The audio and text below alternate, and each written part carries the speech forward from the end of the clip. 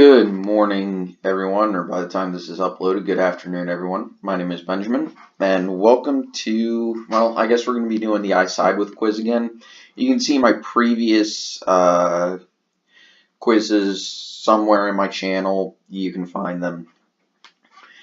And before I get into this, I'm going to try and announce two things. This year I'm going to try and go to CPAC, mostly because it's actually in this area and I can maybe go to it. Also because I have a family member who wants to go, and I family above all else. If I do go, I'm going to bring a camera with me and kind of record what's going on. If that, and yeah, so anyway, that's a thing. And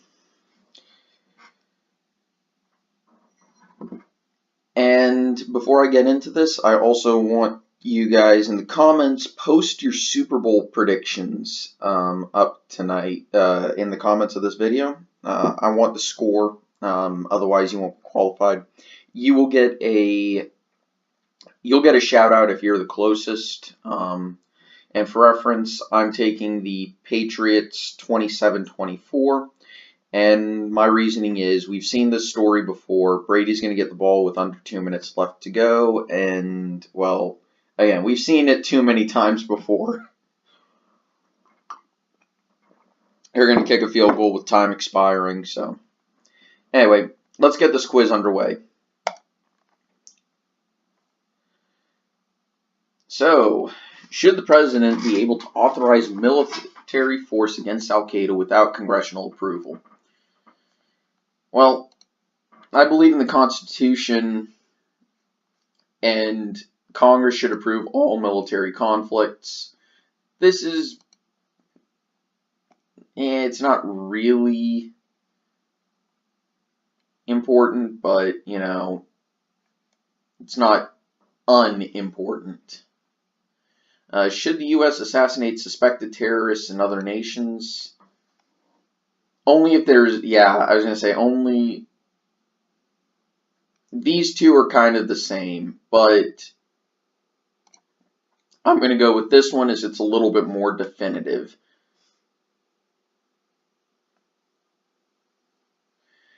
But this isn't really that important of an issue to me. Really? There's only two that I can take? I can't look for more? Okay, there. Okay, okay, good. To say, I better not be taking the short version of the quiz. What is my stance on abortion?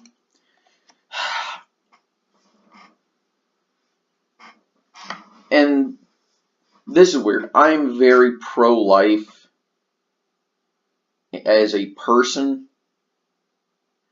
you know, but at the same time, there are also certain instances where I think the government really needs to be like, yeah, but I'm not going to look a mother in the eyes and tell her she has to keep a child who was born of rape or incest. And of course, I'm counting those two as the same thing, because there are cases of incest where both are consenting to the act. Roll Tide. And of course, danger to the mother or child, I'm also not going to force them to carry that to term, because I don't think that's right. So I'm going to answer this one, though in general, I would say I'm pro-choice just because it's hard to prove those cases. This is a little less important to me as an issue just because it's, should gay couples have the same adoption rights as straight couples? Yeah, as long as they pass, you know, as long as they pass the same background checks, why not? Again, this isn't really that important of an issue to me, but it's also not unimportant. Do I support the legalization of same-sex marriage? It's already legal, so does it matter? But more importantly, just take the government out of marriage and make it a religious decision.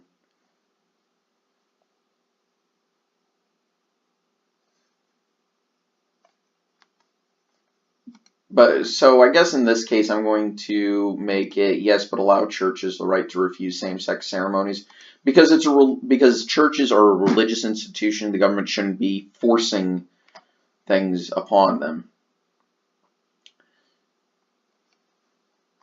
It's funny because technically, according to what U.S. law is based off of, which is British common law, a civil union is a marriage. Should the government continue to fund Planned Parenthood? Hell no. Well, as long as, even then, the government shouldn't give funds to any organization. And this is kind of a little more important, but it's mostly because it shouldn't give funds to any organization. Should health insurance providers be required to offer free birth control?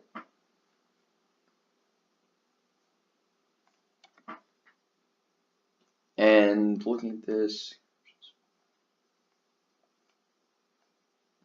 yeah, the government shouldn't be deciding what services a business can provide. And we have to remember that insurance is a business, even if it is gambling. And forgive my little lesson in history here, but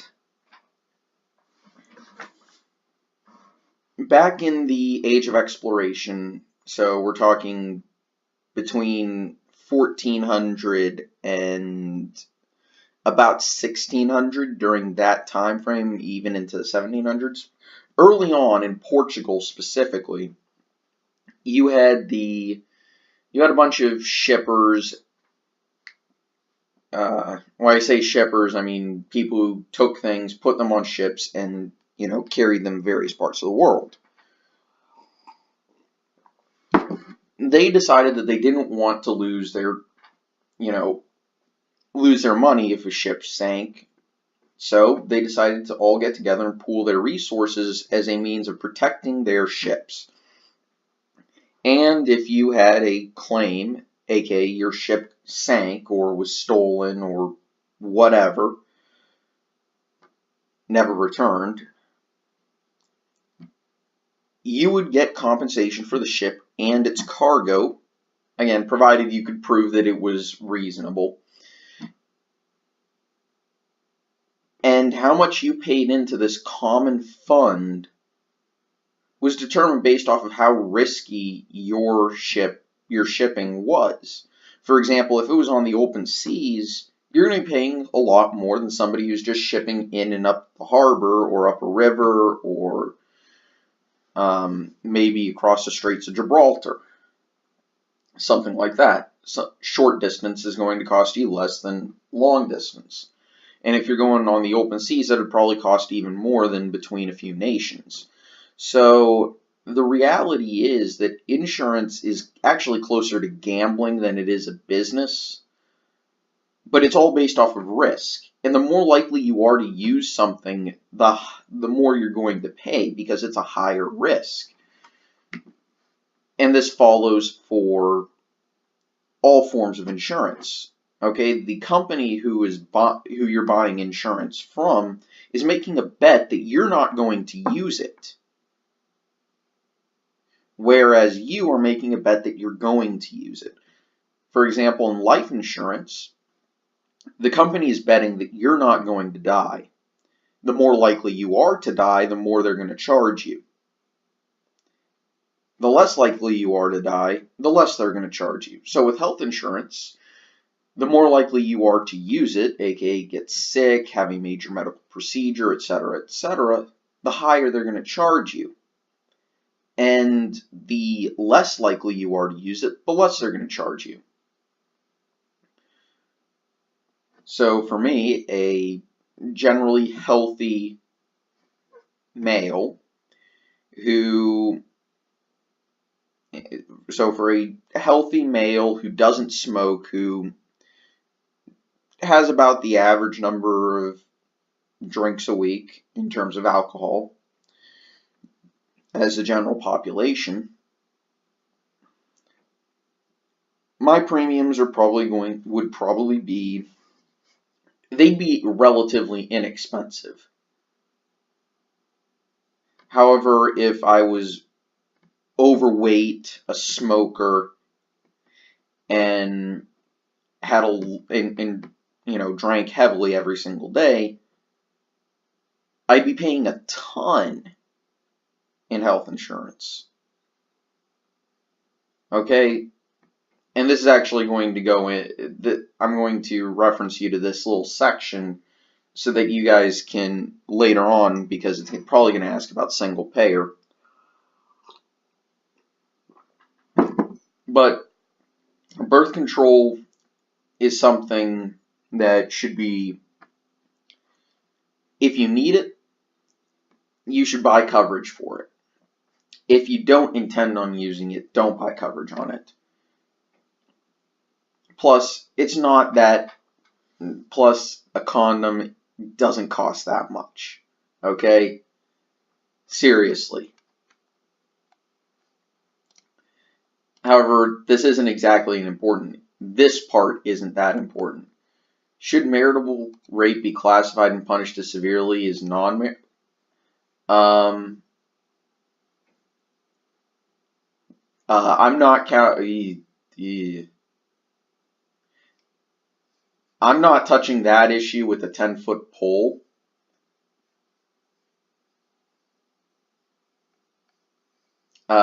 No, that is just incorrect. Because if I'm on a jury and it's someone screws and if one of the spouses rapes the other, I'm calling for the exact same punishment whether or not as if they were. Actually, I'd probably call for a higher punishment. Should gender identity be added to anti-discrimination laws?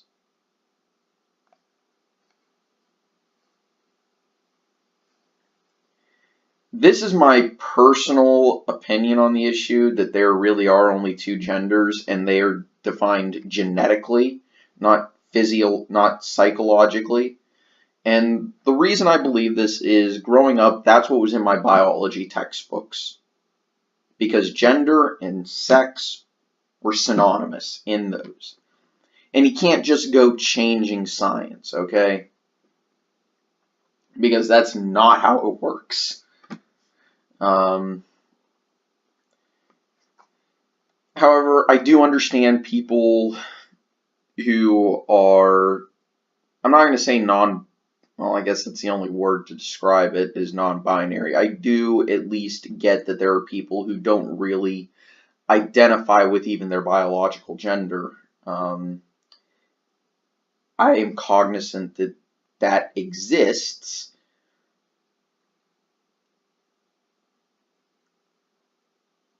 But at the same time, this is a very small minority of the population. At least in reality. It's probably smaller than the number of people who claim it.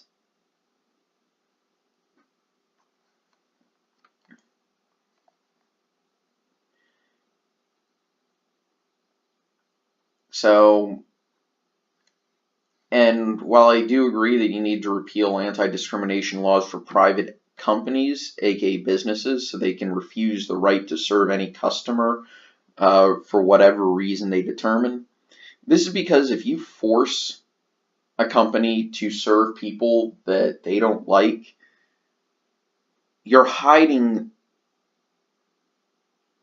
how much harm they can actually do someone. Or at least psychologically speaking.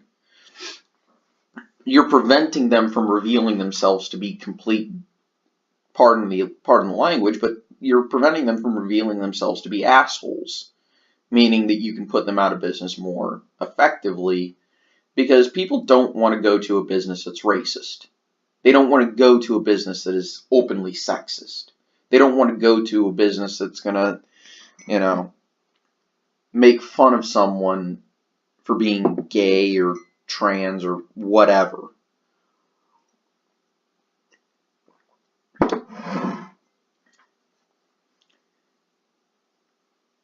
And so if you prevent them from revealing those tendencies, you're keeping them in business.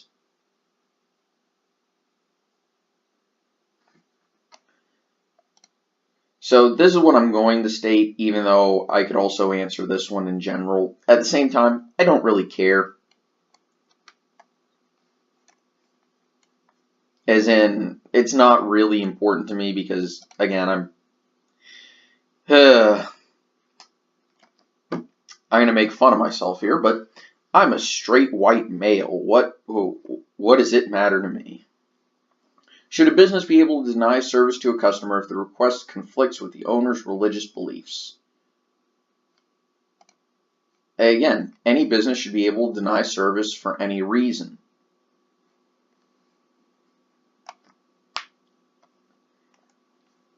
Should the military allow women to serve in combat roles? By the way, for the anti-discrimination laws, there's a speech or a question and answer session given by Milton Friedman, who explained that forcing equal pay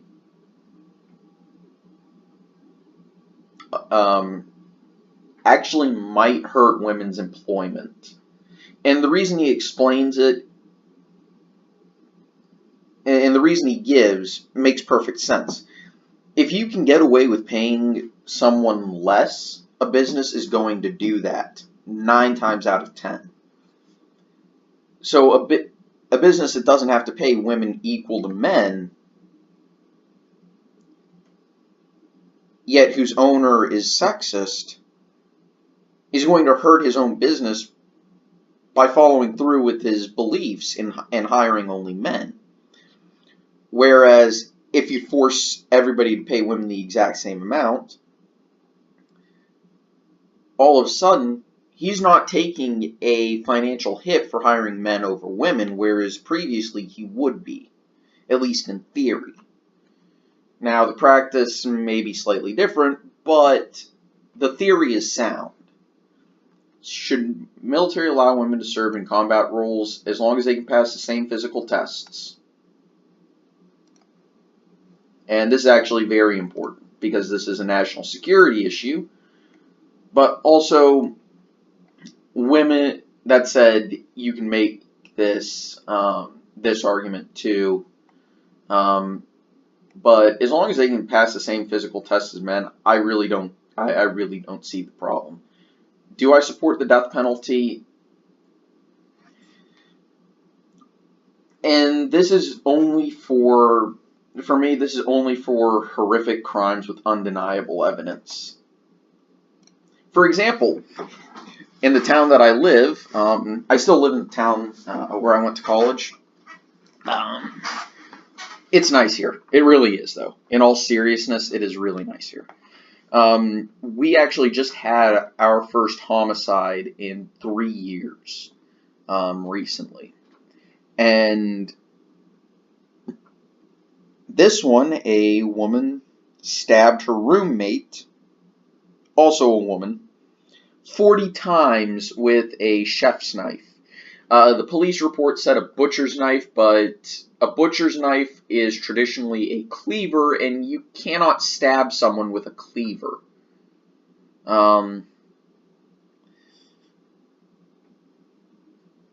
Yeah, no. That's why I'm using the term a chef's knife, because it's more accurate.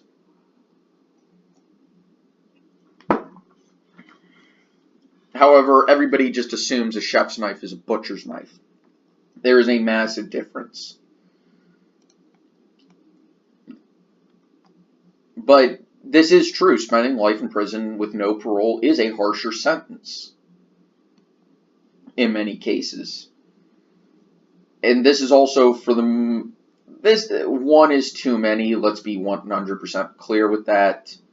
But these two are true to an extent, at least statistically, and definitely.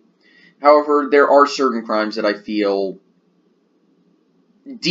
take a person from the ranks of being human to being an animal. If I were on the jury of the homicide that just happened in this in the town where I live, I would. Truth is, if it was an option that the judge was going to have, I probably would agree because that is horrific. Should a business be required to have a woman on their board of directors? Hell no. No, the board should be the most qualified regardless of gender, race, ethnicity. And these are both 100% true. I'm going to answer with this one because this is more accurate. No, the government should never require the diversity of private business. This again goes to, if you prevent a company from exposing, a company's ownership or whoever's running it and making the hiring decisions, if you're preventing them from expressing sexism or racism or whatever, you're propping them up.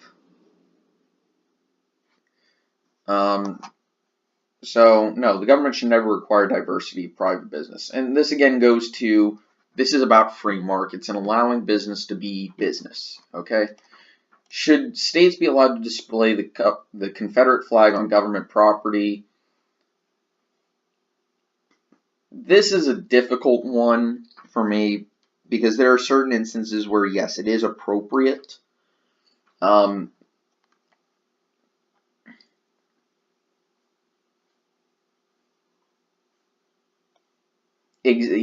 going to go with this one because this is what I mean by that. For example, at a Confederate cemetery, I think it would be appropriate, as long as you're using the actual flag of the Confederacy and not the battle flag of Army of Northern Virginia, which is what most people think of when they think Confederate flag. This isn't super important to me, however. Actually, it's probably this one. And I'm actually going to digress here. Does it symbolize rebellion or racism? Well, for the state governments that seceded, they 100% seceded over slavery. I think all but 2 states even claim that in their reasonings for secession. The common people, on the other hand, aka the non-planter class, the non-aristocracy, yeah, no, most of them were not fighting about slavery or even racism. Most of them were fighting because they thought the North was trying to force Northern agendas and Northern culture and Northern laws upon the South. So they were rebelling for, essentially the same reason that the United States rebelled against Britain, when we were still colonies. They rebelled because they thought they didn't have any real representation. Now, obviously, they had constitutionally defined representation. It's just that the northern states outweighed it enough that the North could win elections single-handedly without any southern states.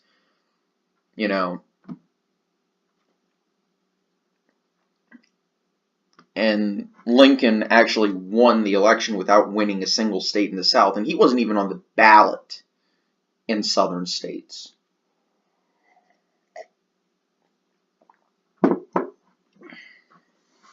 And he won an outright majority in the Electoral College.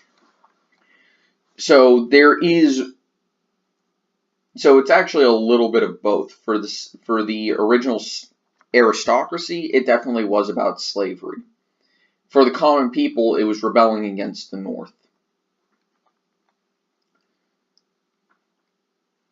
So I wouldn't exactly call it treason, though mostly because it's only treason if you lose. And if we're going with the 2/3, if we're going with 2/3 of this, by the way, this is grammatically incorrect because it's saying racism is separatism and treason. You need that Oxford comma right there.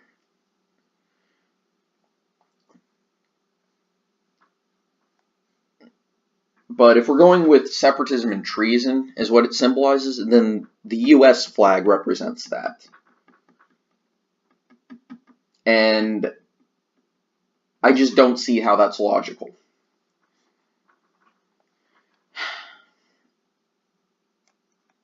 again, states' rights, to an extent, yes, that's what it's evolved into.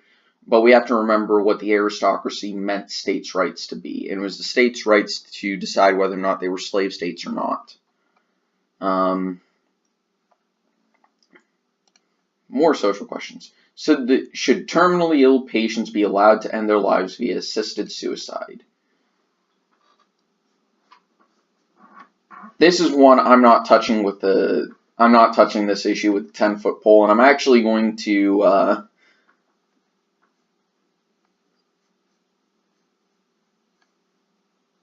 I mean, yeah, I guess this would be a fair one.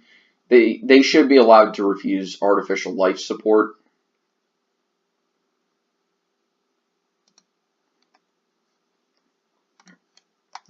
Should universities provide trigger warnings and safe spaces for students?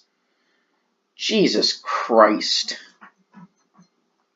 College is meant to challenge students' thoughts and opinions so they are prepared for real life.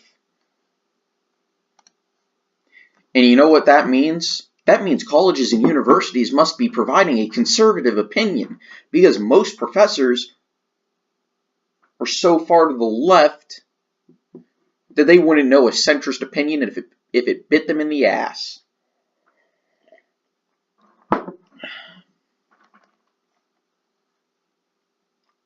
Should the government support separation of church and state by removing references to God on money in federal buildings as well as national monuments?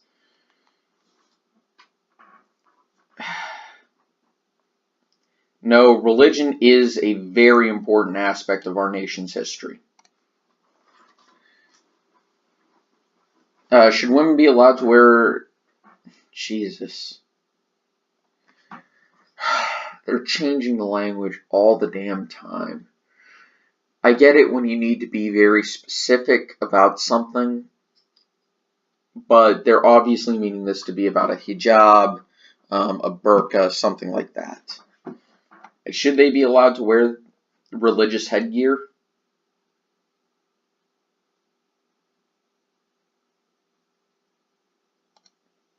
And yeah, we need to, as a nation, respect all cultural and religious traditions, provided they are peaceful, okay?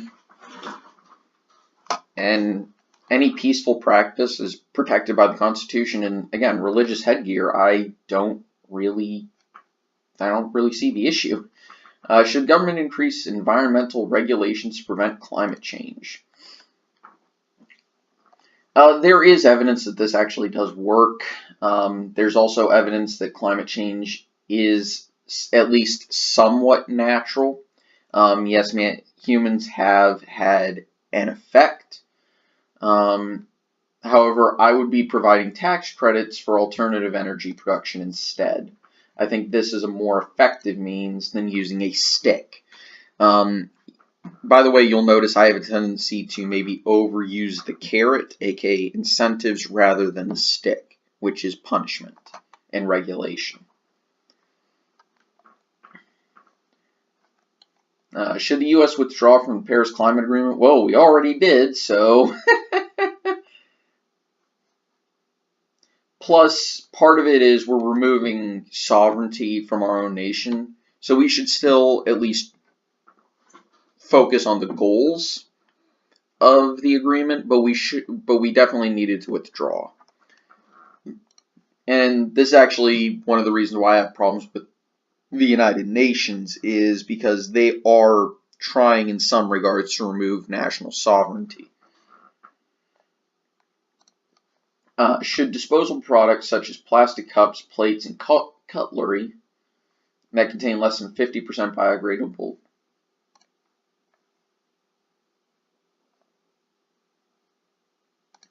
increase tax incentives.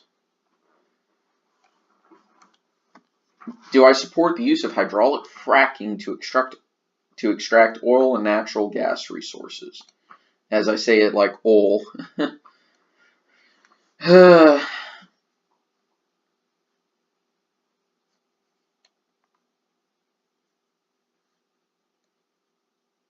This is weird, but we definitely should be pursuing more sustainable energy resources. Mostly, should the U.S. stop construction of Dakota Access?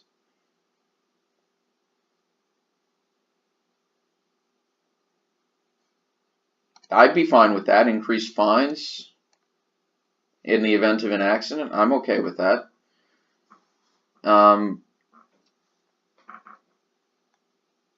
The government should never be allowed to acquire land by eminent domain. I agree with both of these. I wish I could answer more than one. Should the government stop construction of the Dakota Access Pipeline? That's a weird one. Or, well, it's relevant, but yeah. Should the government give tax credits and subsidies to wind power and energy?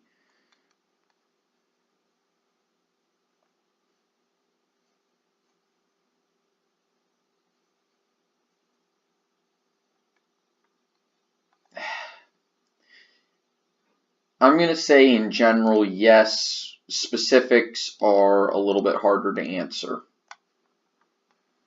Should cities be allowed to offer private companies economic incentives to relocate?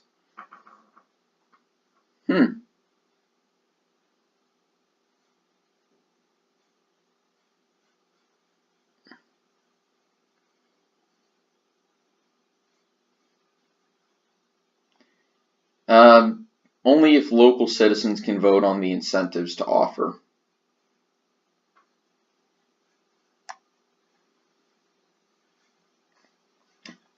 Now, of course, I'm operating within the idea of a mixed economy. However, I do think in general that the government should never subsidize private businesses, but at the same time, tax credits are a very important aspect, and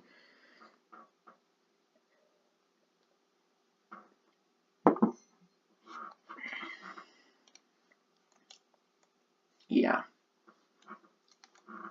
Should the U.S. expand offshore oil drilling?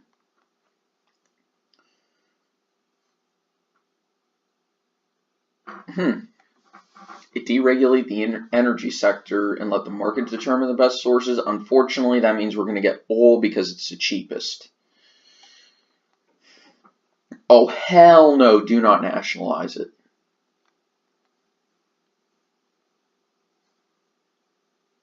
Again, tax credits for alternative energy production. I think that's fair. Should the government make cuts to public spending in order to reduce the national debt? Hell yeah.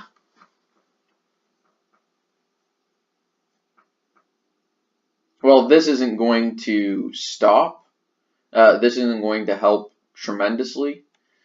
I'm going to go with this one. Eliminate federal agencies that are unconstitutional.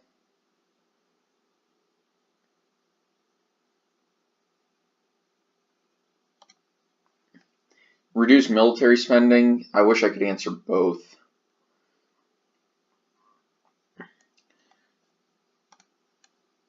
Should the U.S. raise taxes on the wealthy? I would love to see a flat tax, but no one will ever agree on it. Plus, a lot of people would think that's completely unfair.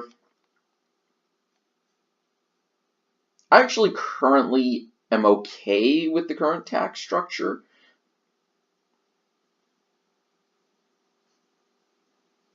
Yeah, this is a good one.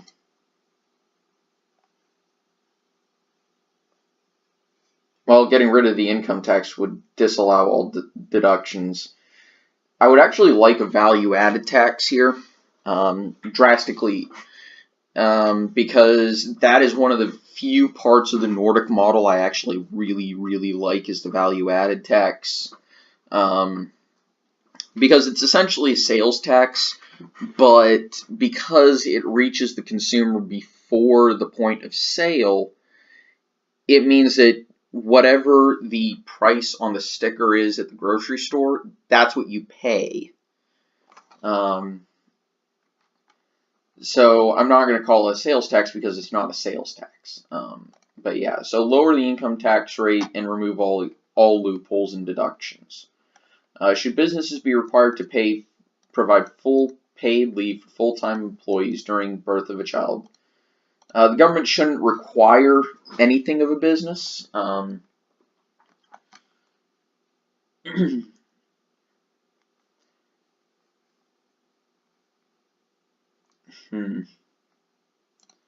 Yeah. Private businesses should decide the amount of competitive incentives they offer to employees instead of government mandate. Should welfare recipients be tested on drugs? Yeah. Test anyone receiving money from the government, including employees and politicians. I would love to see, social welfare. Unfortunately, people are so ingrained with the safety net that you're never going to get rid of it, so it's just fruitless to say that that's your opinion. So that's the other thing, is I'm a bit of a pragmatist.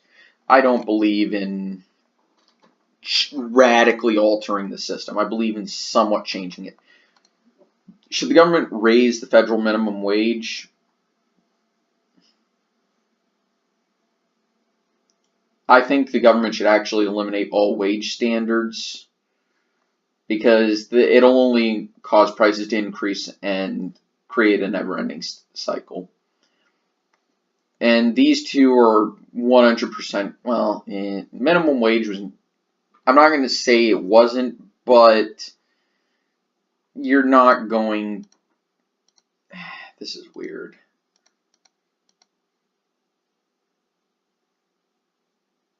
I would love, and this one I don't think is that outside of reality. I think that is actually one of the roles of unions, is to negotiate wages with their business, not lobby politicians to have the government do it. Should employers be required to pay men and women the same salary for the same job?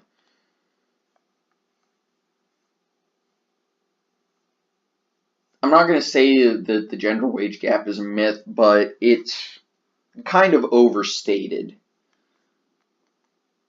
And hilariously, the states which have the lowest, quote, wage gap are in the South. It's actually kind of hilarious.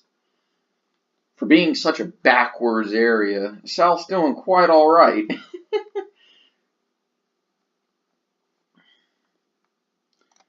And I'm going with this one, and again, refer to that Milton Friedman section on the gender wage gap. Should the U.S. raise or lower the tax rate for corporations? Tax shareholder dividends? It's an interesting proposal.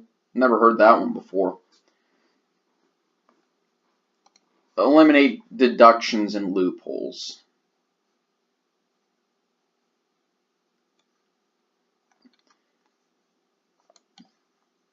Should the government prevent mega mergers of corporations that could potentially control a large percent of the market?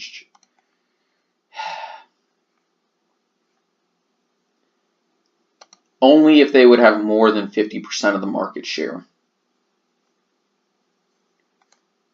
Again, I'm a laissez-faire person, but we also have to understand that people are so used to a role for the government within the economy that it's kind of just become understood that the government has some power to interfere.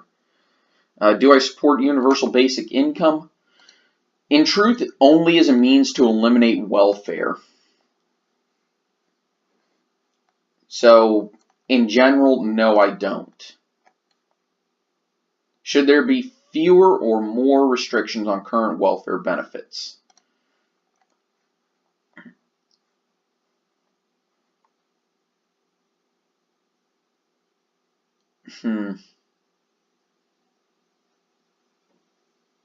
Yeah, you need to be doing some form of work. Reform the system so that it supplements rather than replaces a working income. Maybe that will eliminate the people who live off welfare and don't actually do anything. Do I believe labor unions help or hurt the economy? I'm very strongly against public sector unions, especially teachers' unions.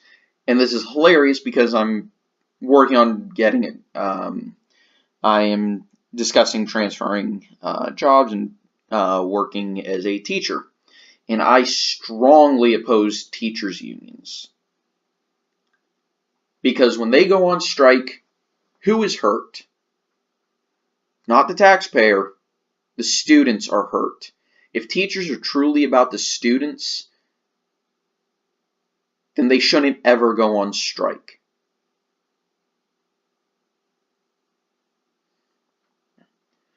Okay? But they also need to stop making political donations and political endorsements. Okay? Private sector unions, again, as long as they're not making political donations or endorsements, I don't care what they do. Public sector unions should be banned. They really should be. Should the government require businesses to pay salaried employees making up to 40 time and a half for overtime? I was going to say all employees should be paid time and a half for overtime regardless of their pay scale. Seriously though, if you ever are working a job that does pay overtime hours, take advantage of that, because I believe federal law requires you to pay at least time and a half on holidays. And so like your Thanksgiving, your Christmas Eve, your Christmas, your New Year's, those types of days, Independence Day, for those days, always request on for those days if you're ever working a job like that. And always request the full amount of time on those days.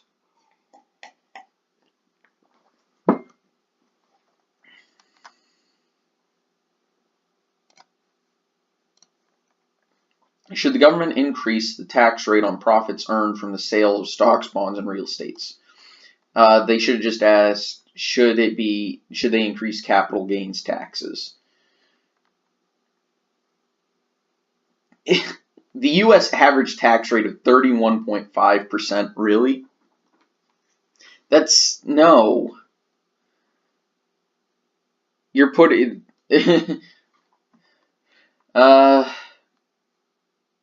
yeah, increasing capital gains taxes will only limit investments in our economy. Maybe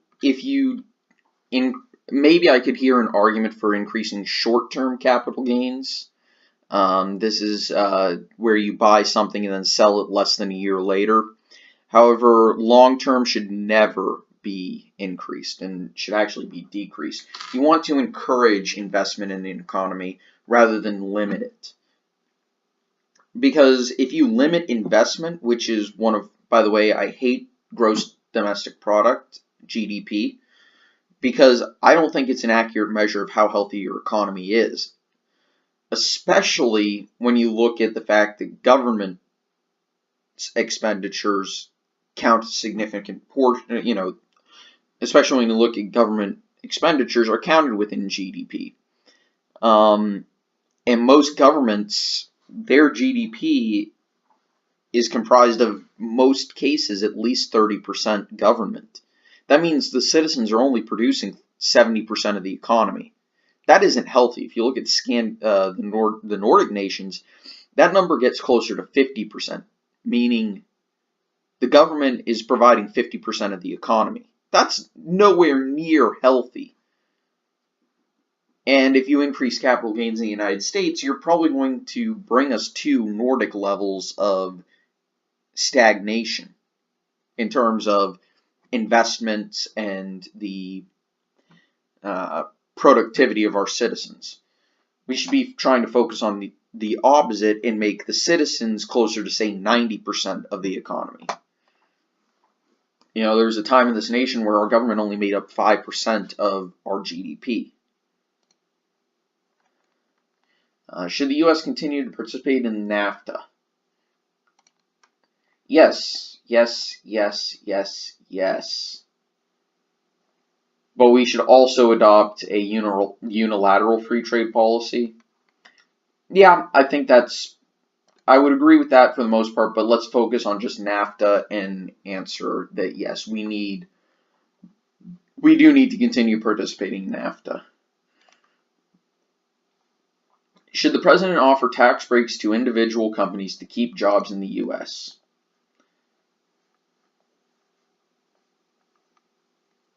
In general, the government shouldn't interfere with the free market. So I'm going to answer this, but I can understand punishing a nation for, leaving the U.S. in terms of their corporate headquarters. Should the government add or increase tariffs on products imported into the country? No.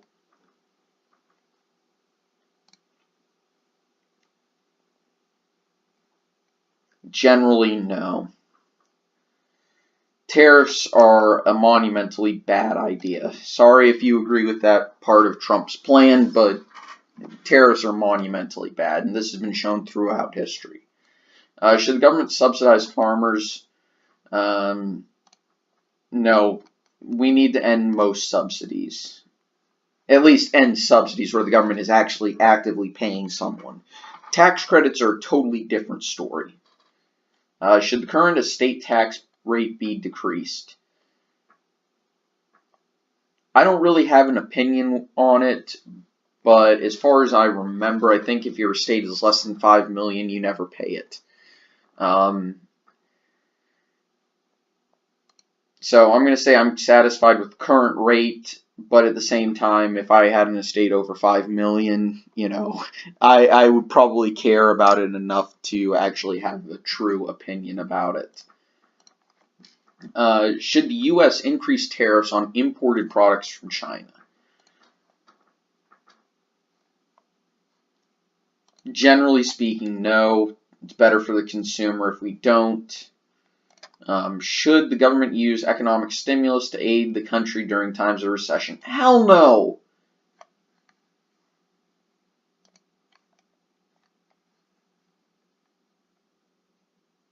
No. I'd actually love this one, but that's not going to happen. No, but recession in general is a natural part of the business cycle, and you need to let recessions actually run their course, or else the problem that caused the recession will never be solved.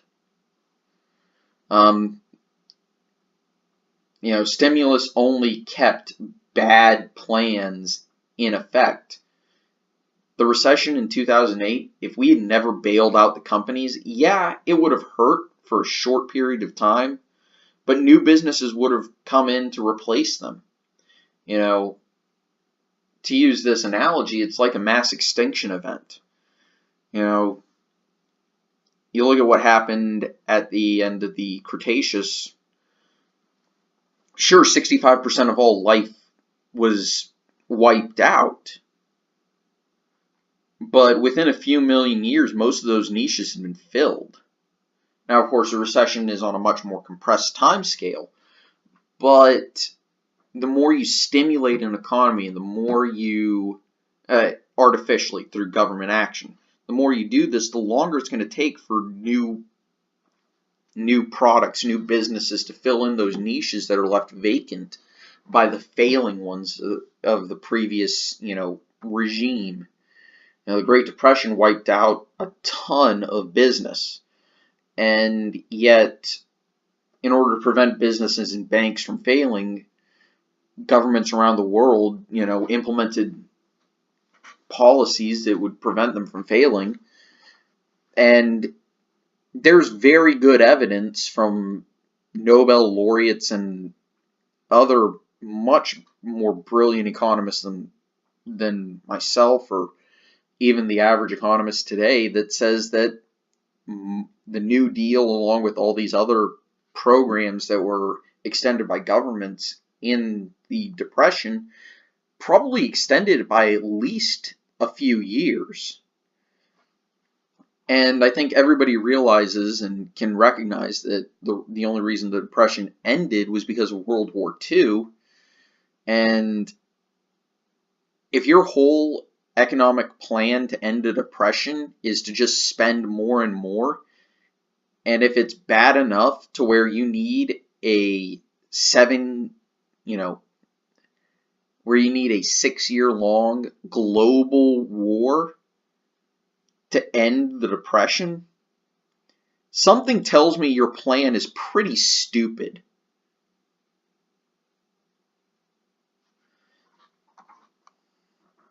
But yes, in general, Recessions are a natural process. Would you favor an increased sales tax in order to reduce property taxes? Yeah, actually. But dramatically reduce the government spending instead of taxes. Should the Federal Reserve Bank be audited by Congress? Well, I don't want a gold standard.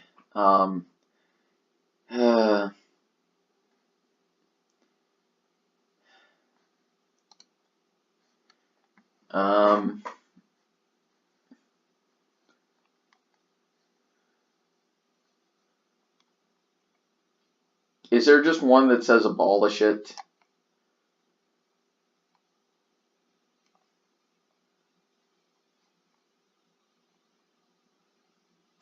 Yep. Golly.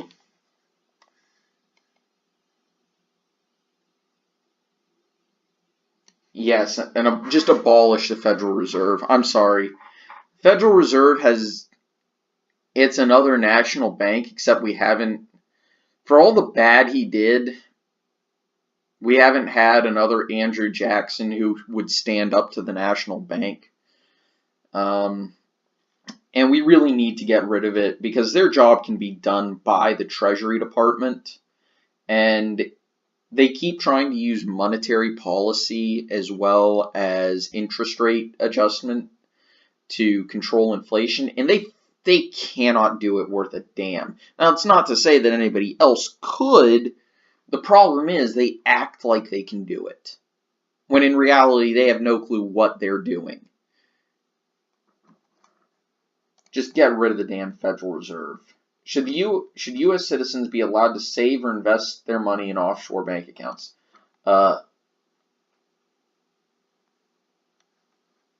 Yeah, because it doesn't matter. Should pension payments be increased for retired government workers? Adjust them for inflation, but yeah. For government workers, but not for politicians. But adjust them for the cost of living.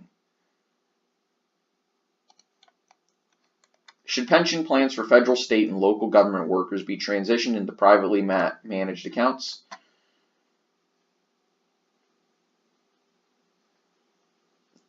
No, this is just no. This is just no. I'm going to say only for future workers. And you should have the choice of which private investor and which private management firm. Should an in-state sales tax apply to online purchases of in-state buyers from out-of-state sellers?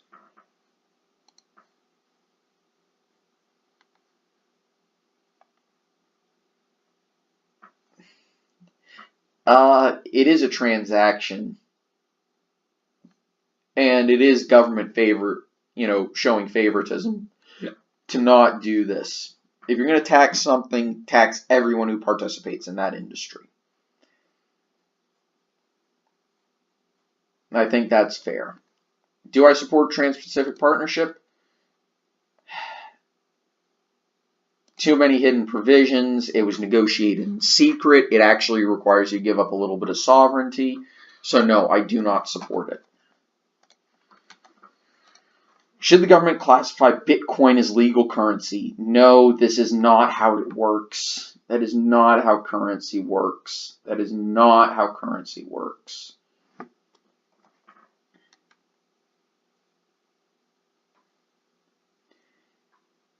So my opinion won't matter.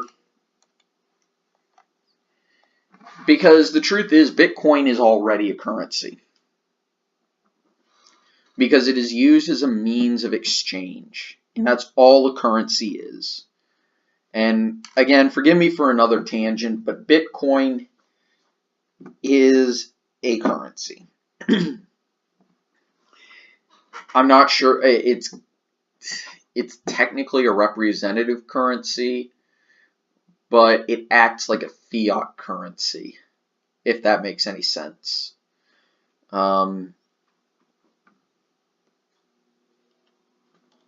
there's a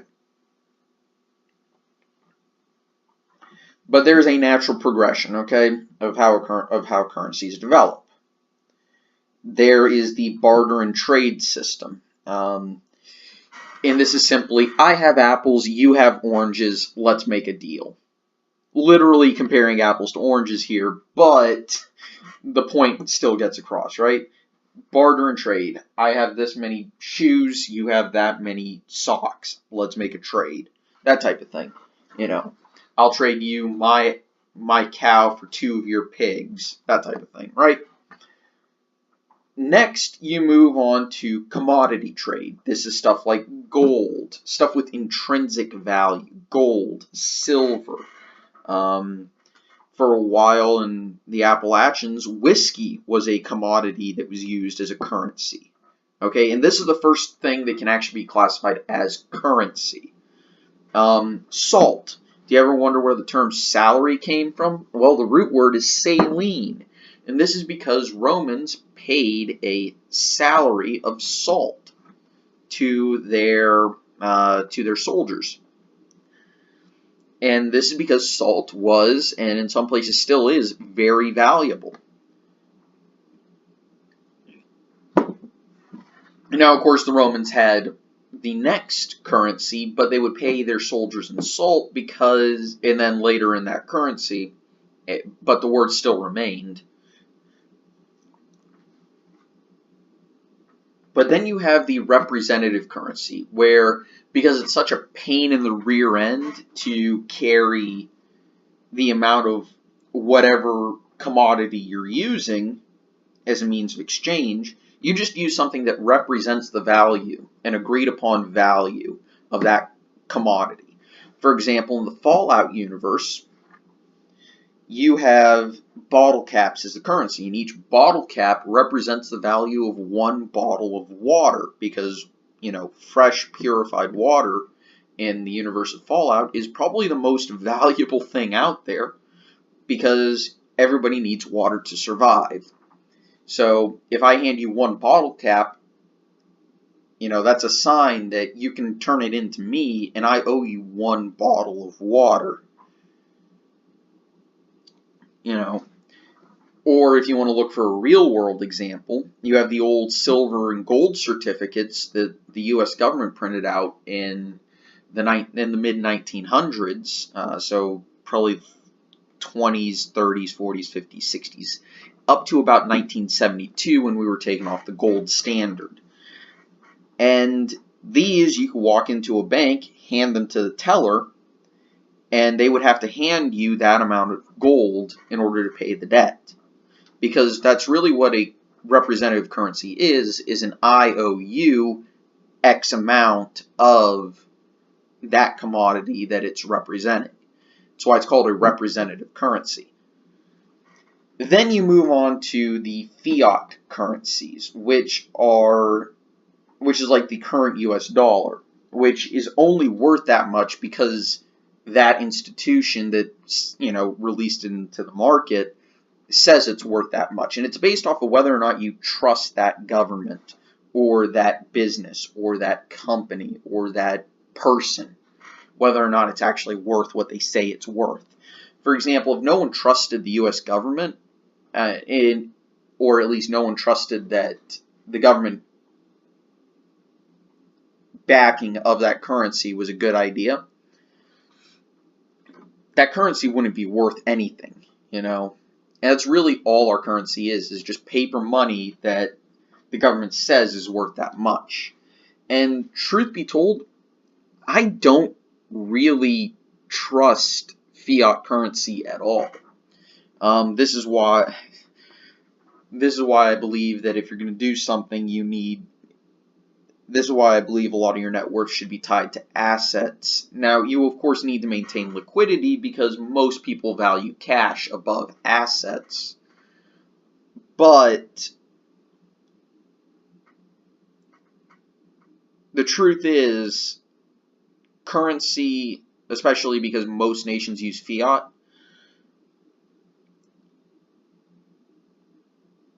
it's not a good system in my opinion. but I understand the need for it, and I can accept that it's the system that's used currently.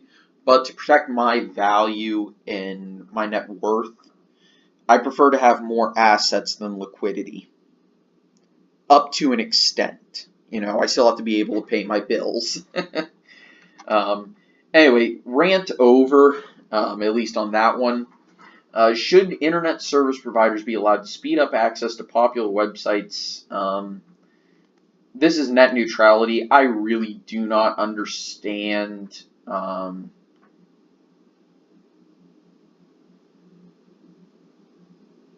I don't understand the nuances.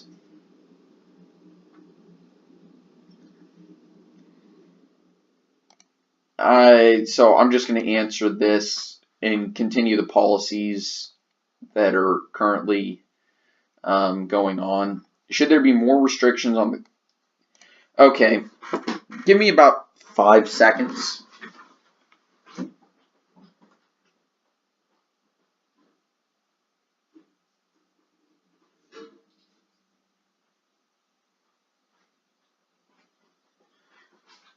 Okay, I should have said 15. And yes, I counted. Should there be more restrictions on purchasing a gun? Well, I was actually just getting one of mine. I'm not going to show it on camera, but I had to go through a background check for that one. I had to go through a background check to get, let me find it in my wallet. Here it is. My concealed carry permit. And I've had...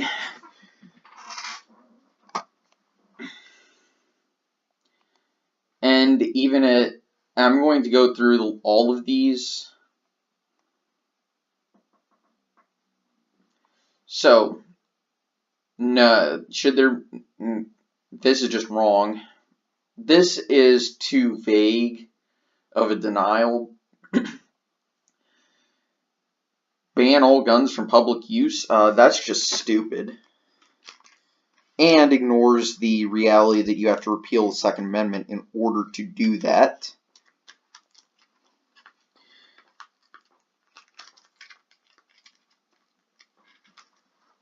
Only close the gun show loophole, which doesn't actually exist. And I'm going to explain why it doesn't actually exist. So there's the idea that if you go to a gun show, you can just hand to the seller however much you want to pay, however much is agreed upon for the purchase of the firearm, and then you can just walk out with the gun. Well, that's not accurate. You have to go through a background check that is done on site, and this is nationwide. And if you're selling to, and this is from, of course, verified vendors, right? Now, of course, if you're purchasing from or selling to if you're selling to one of these vendors, the vendor doesn't have to because they have a federal firearms license, okay? If you are selling to a private citizen, you technically don't need to get a background check. However, if they commit a crime with that firearm, you are liable for that. Meaning that you can be charged with what's called a straw man purchase, even if you didn't purchase with the intent of giving to that person. So it's not really a loophole. It's already covered and it's already closed because it never really existed.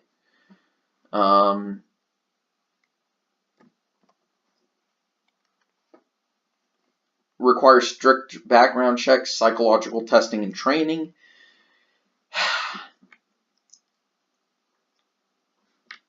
So what this is trying to say is treat it like a car. Problem is, a car is a privilege, a firearm is a right. Now, obviously, I do believe that if you're going to own a gun, you need to be mentally stable, and you should at least know how to use it. For example, if I ever own a gun store, which I may someday,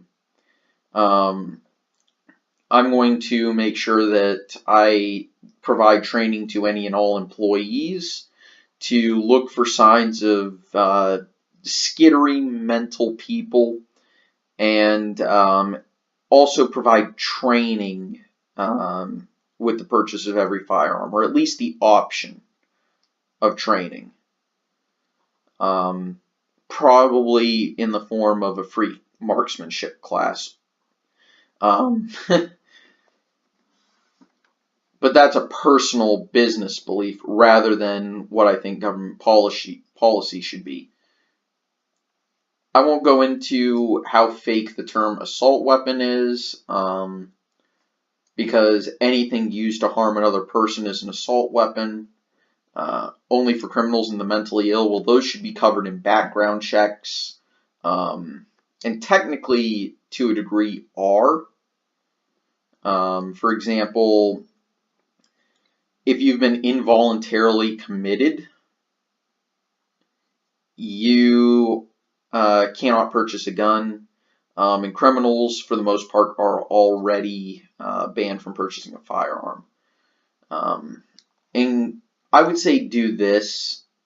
I would love to see a national stand your ground law, but that's never going to happen. But increased penalties for gun-related crimes, I'd be okay with that. Should teachers be allowed to carry guns at school?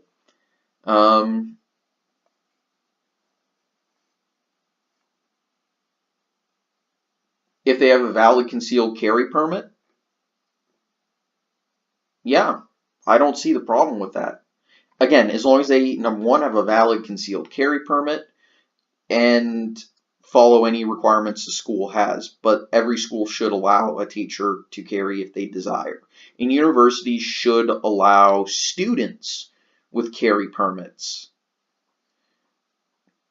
Because in order to exercise the right of that carry permit, they've already had to go through 2 background checks and at least training on the laws regarding the firearm. And in most places, they have to undergo some competency with the firearm.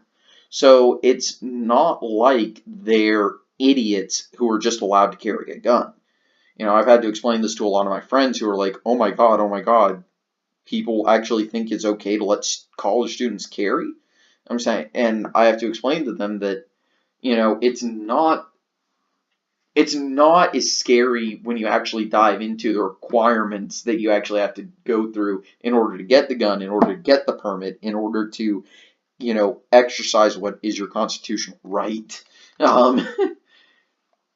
So in general, I'm going to say yes, but with the caveat that they have a valid concealed carry permit, or whatever standards that state requires. And actually, if they're going to be carrying at school, I would prefer the schools require some form of training, because it is a private business. They have the right to do that, but they shouldn't just put a blanket restriction on that. Do I support affirmative action? No group. I don't like the term minority groups. No group should receive any favorable treatment. I'm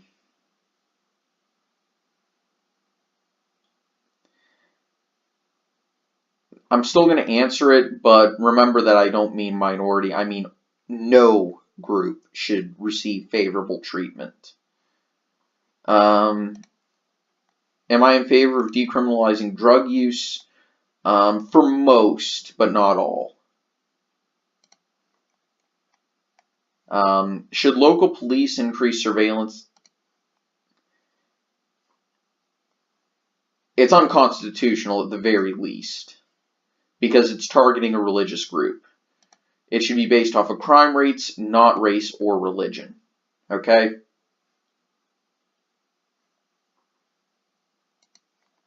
Should there be term limits set for members of Congress? We technically already have them. They're called elections. The problem is we do have stupid high incumbency rates, so it's a wash. People just need to be more politically active and more politically intelligent. They need to know when it's time to primary, if they still want the same party, and they also need to be willing to consider a different side of the debate in order to maybe moderate some laws.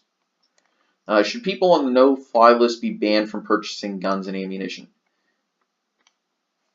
It is unconstitutional.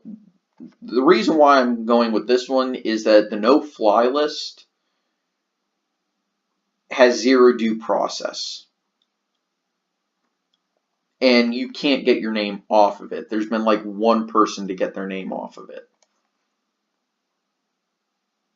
And we also have to remember, there have been members of Congress who have been on the no-fly list.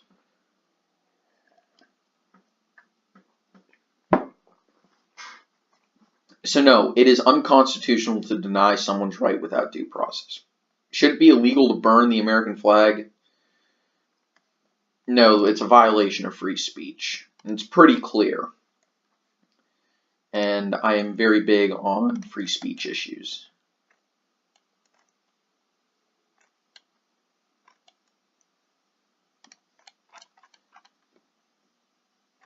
Now let's go back down. Should the redrawing of congressional districts be controlled by an independent, nonpartisan commission?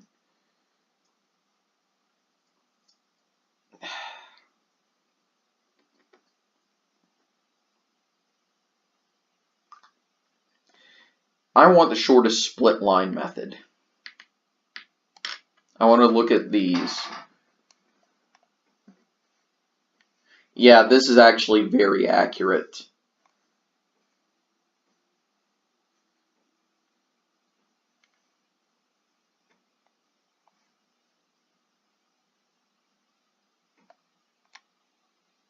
Let's see, I'm looking. Do not redraw, that's funny. That's just stupid.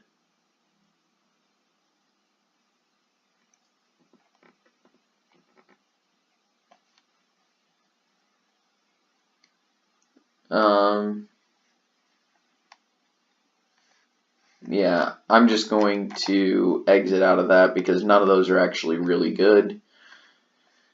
I'm going to break my own rule and say I'm not filling in my own blanks, which was one of my rules, and say no, use the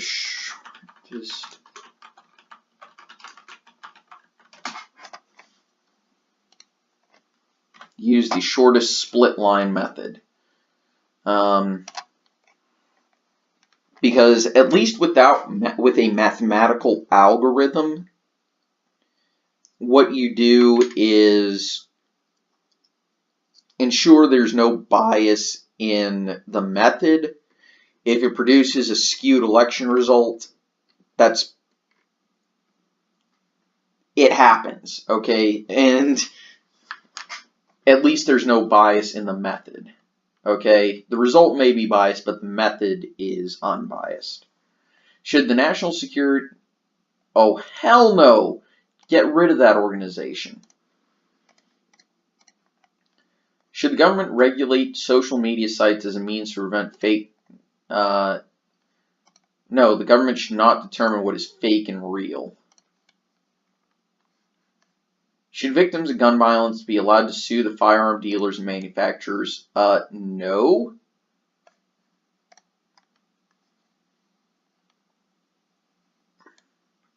That is not a constitutional right to sue anyone for any reason. Jesus. The primary use of a firearm is not illegal. Jesus. People really that stupid?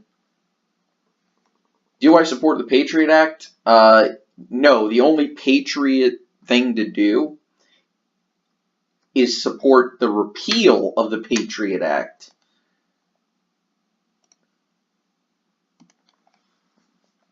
Should the government be allowed to seize private property with reasonable compensation for public and civic use?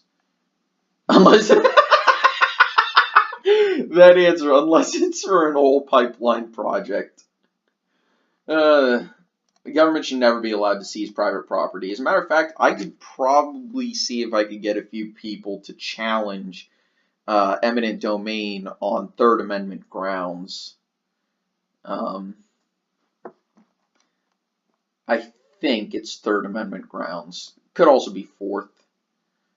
Yeah, it'd be more Fourth Amendment grounds. Should the government raise the retirement age for Social Security? It actually needs to be privatized.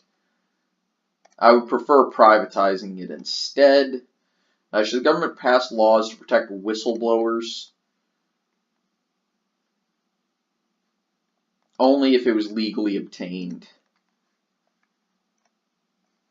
Should the government grant immunity to Edward Snowden?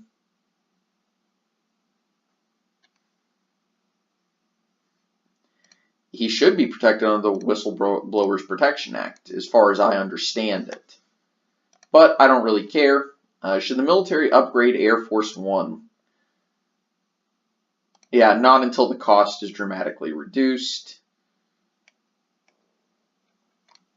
Do I support Medicare for all? No.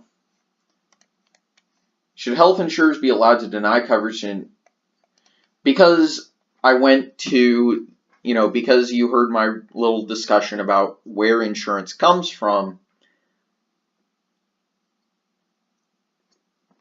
you can all hear it. And actually, this is true. Insuring people with pre-existing conditions drives up costs for everyone, because sometimes you're not going to be able to recoup the cost from that person alone. You have to increase costs for everyone in order to cover that person who's essentially guaranteed to use it. So, yeah, this is kind of true, because it's forcing an insurance company to provide a service that they otherwise wouldn't. Should the government regulate the price of single payer? Will not, aka Medicare for all, will not decrease costs, but implementing price controls will. I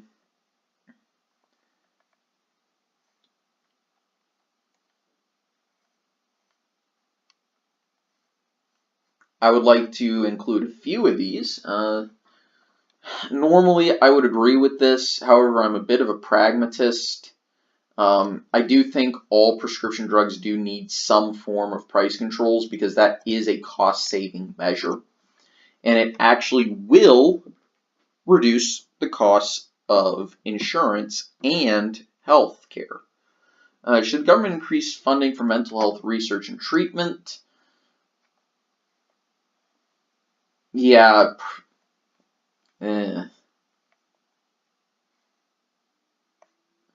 I would rather incentivize private companies to address the issue instead.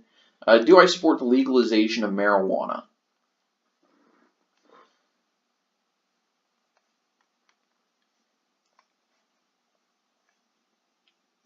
This is weird.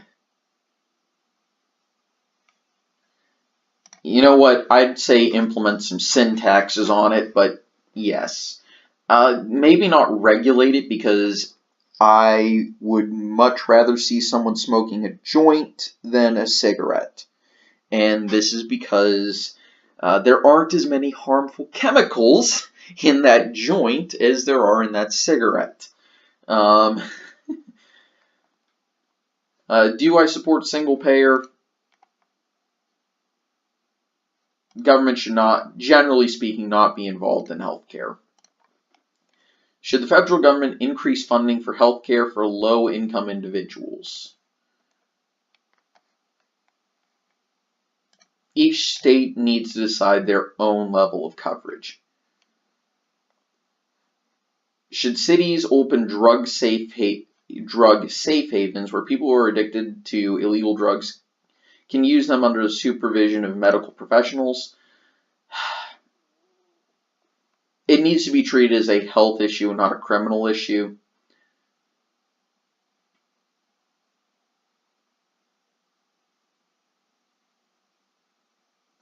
And there is evidence that this reduces the death rate from overdoses. I would personally be okay with this.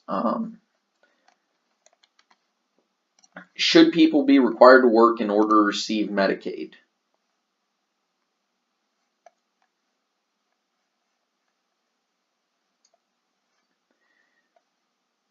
It will help states reduce Medicaid costs. I believe if you're going to be receiving something, you need to actually be giving something. So you need to either work or be, at the very least, actively searching for work. And this means not apply to one job in the period of a month. No, you need to apply. You actually need to be actively seeking employment. Should the federal government be allowed to negotiate drug prices for Medicare? Well, because the government is providing Medicare, they're technically a business in this instance. So the federal government does need to be negotiating drug prices. Should there be more or less privatization in veterans' health care? Well, considering both of my parents, at least they participate with the VA. They do get disability thanks to their service in the military. They need to be able to see a doctor of their choice. They're not on VA health care, but they do receive disability pay from the VA. But yes, more veterans should be able to see a doctor that they choose. Do I support the Affordable Care Act? This is weird. You need to open the markets so that companies can compete across state lines, which will also help reduce the costs. There are certain parts of Obamacare that are free market. There are certain parts that are social medicine. The problem is it half-asses both things, and that's just not good. Do I support increasing taxes for the rich in order to reduce interest rates for student loans? No. Student loan interest rates do need to be decreased, though. And I would prefer it if they were transitioned to private accounts, but not enough people are willing to invest in student education, or not enough corporations are willing to invest in education unless they can make a killing on it in terms of profits. I'm going to say, but we should still reduce interest rates for student loans. Do I support Common Core national standards? Hell no.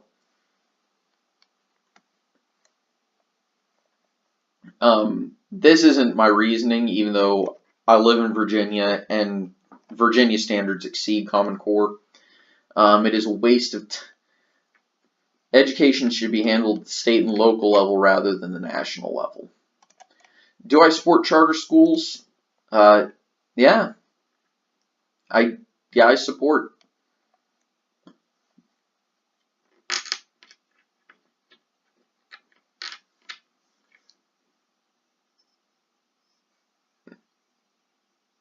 But not at the expense of funding public schools. In general, I do support the idea of charter schools and especially parochial schooling, aka Catholic schools, Christian, Jewish schools, and even Islamic schooling. Again, as long as everything taught is taught from a American perspective and from a peaceful perspective. Should every 18-year-old citizen be required to provide at least 1 year of military service? Conscription, maybe not military, but civil service, I don't see that as a problem. A lot of other nations do it very successfully.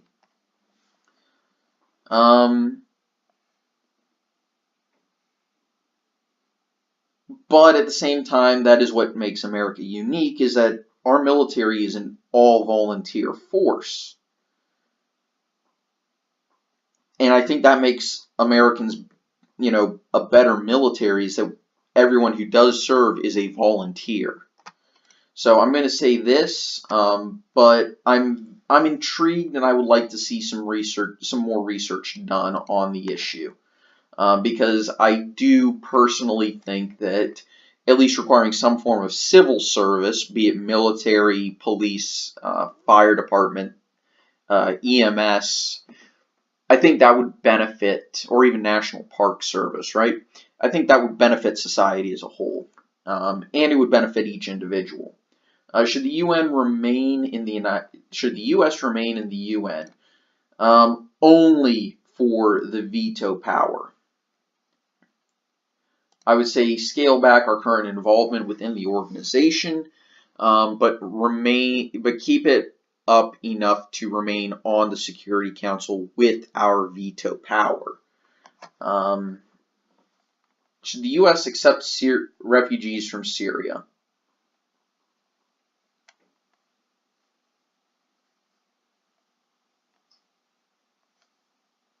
I would say, we shouldn't be doing this without background checks, or not without background checks. I'd be saying no, but continuous monitoring without a warrant would be bad. But these are refugees, not American citizens or immigrants. These are people who are expected as soon as the turmoil ends that they need to go back home. So continuing to monitor them, I think, is at least permissible within a legal framework. So I would say if we accept refugees, put in some extreme vetting, and then continue to monitor them. I think that is at least permissible from a legal, constitutional perspective. Should the military be allowed to use enhanced interrogation techniques from suspected terrorists?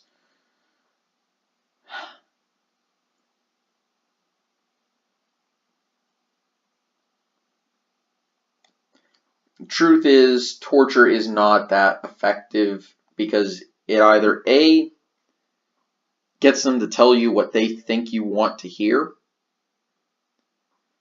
or B, it just doesn't work at all, and yeah, so it's not that effective. But at the same time, who knows? Should the U.S. continue to support Israel?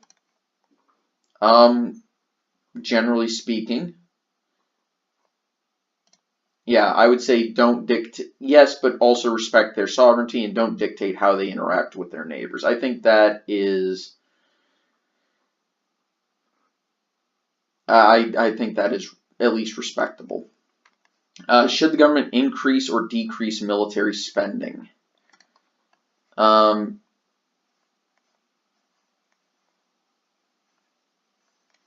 I'm going to say decrease, but only for research and development. Payroll and incentives for members of the service should not be decreased at all.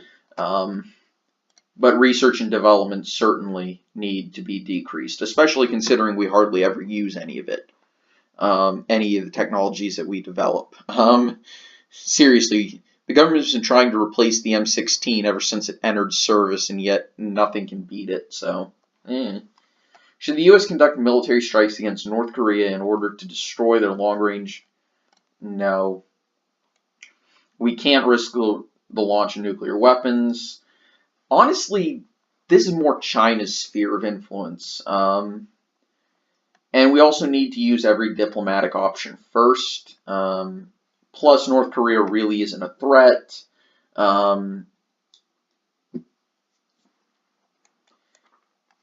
Should the U.S. remain in NATO? Yeah.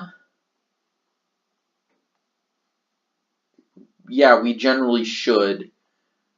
And other nations do need to increase their financial contributions, at least to the contractually obligated amount, which is not that much. It's like 2% of your GDP must be used on military. It must be used on your military, and there are nations that don't even do that are within NATO. Should foreign terrorism suspects be given constitutional rights?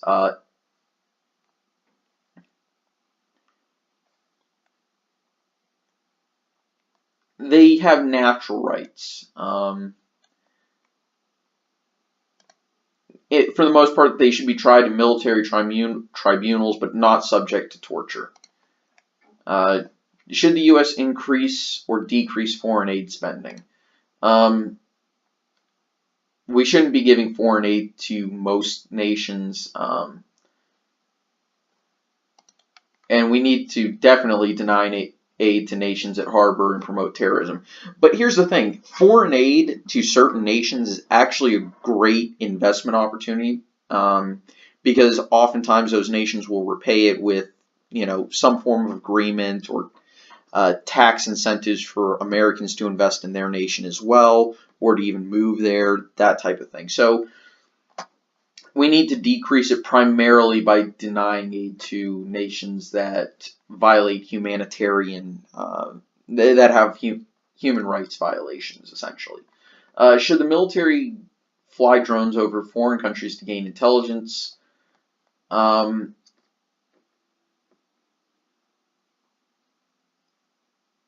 going to say mostly only with permission from the nation in question. Should the U.S. provide military aid to Saudi Arabia during its conflict with Yemen? Yeah, Saudi Arabia has more than enough money to fund their own wars. And we also need to back off because of their human rights violations.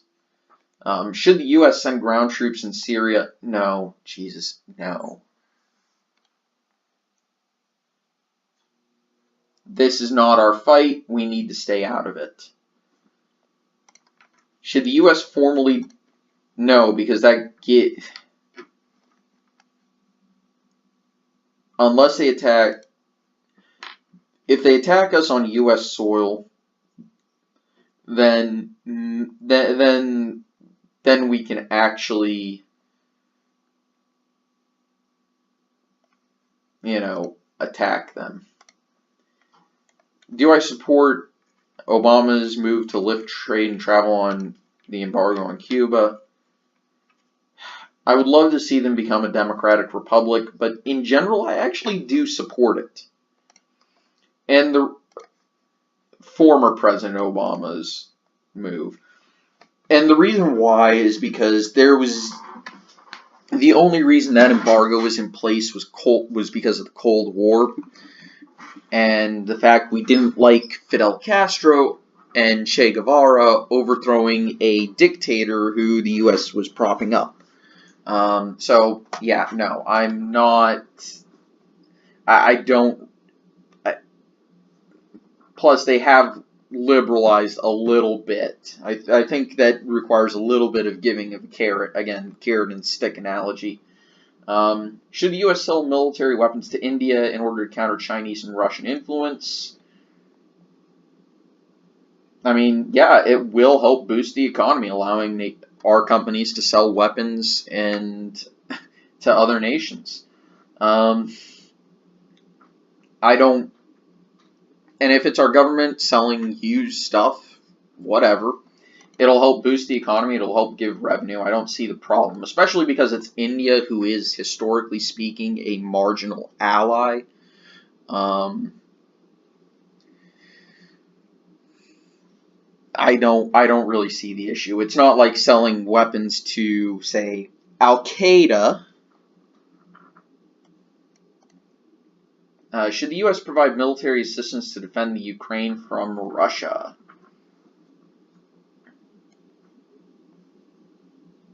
We need to pursue diplomatic options. That's kind of a broken record, but it's true. And we need to stay out of... This is the other thing. We need to stay out of conflicts that don't directly threaten us. But then again, I don't remember if the Ukraine is part of NATO. Should the U.S. defend other NATO nations that maintain low military budgets relative to their GDP?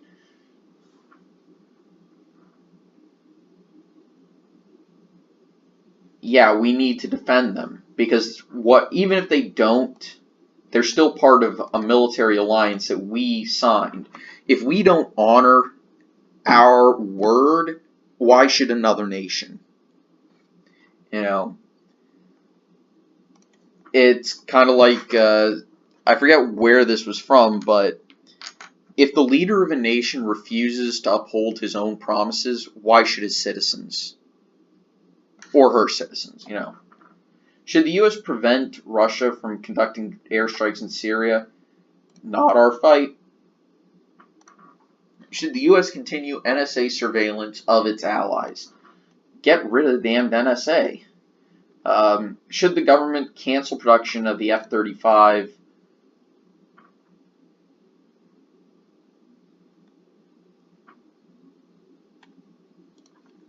I don't really see the point in canceling it, especially because research and development is already gone. The only thing we'd be doing is purchasing it, and honestly, it'll replace, for the most part, the F-16 and I believe a few other attack aircraft, which are slightly outdated. Slightly. But they're still better than most of the rest of the world. Should police officers be required to wear body cams?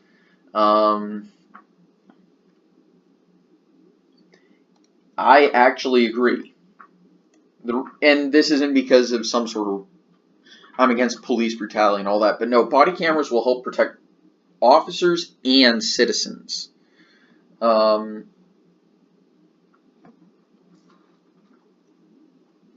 Plus,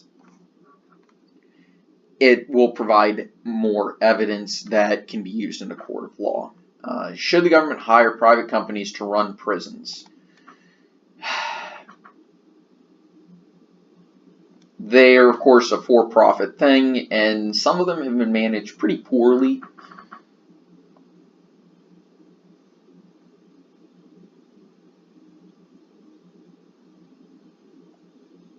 Yeah, I would say eliminate occupancy quotas at the very least, but because I do think they can run criminal justice more efficiently. The problem is, a lot of the time, prisoners do wind up getting mistreated, and it also encourages over-incarceration. So that might help. Of course, you also may need to implement some strict regulations. Should convicted criminals have the right to vote?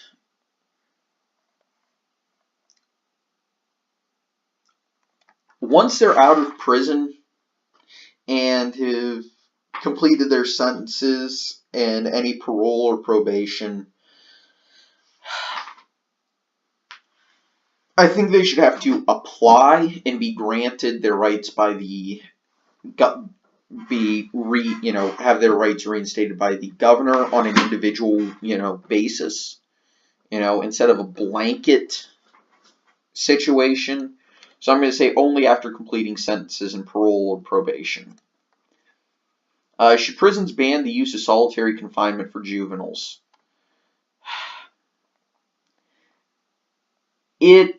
It's also kind of just, I'm going to say yes, because that is mostly true, because children need social,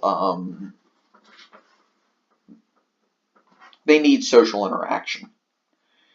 But at the same time, it's not at all important to me. Do I support mandatory minimum sentencing? No. Just no. Should nonviolent prisoners be released from jail in order to reduce overcrowding?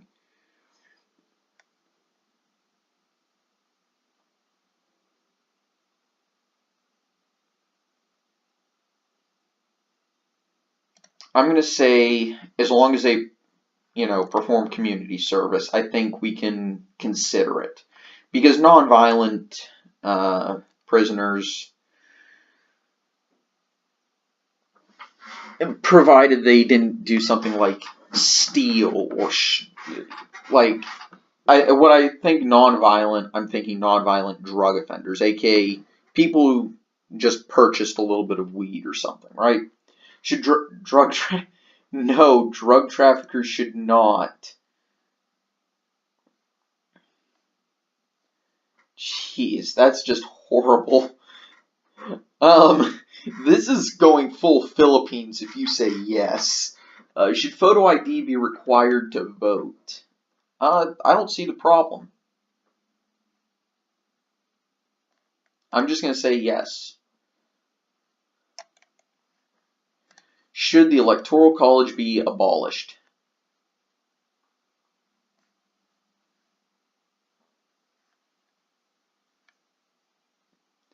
I'm okay with this. The Electoral College shouldn't be abolished, but allocate electoral votes by state proportionally, okay? I think that would be a fair compromise. Should foreigners currently residing in the United States have the right to vote?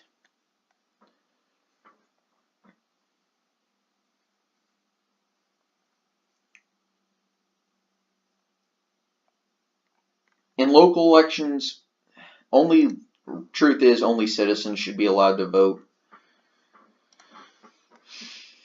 Should there be a limit to the amount of money a candidate can receive from a donor?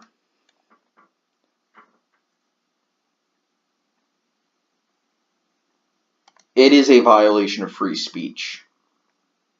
It really is, because political expression is the reason why the First Amendment was, created. Should foreign lobbyists be allowed to raise money for American elections? No. Just no. Should the minimum voting age be lowered? No, I'm not going to agree with that. No.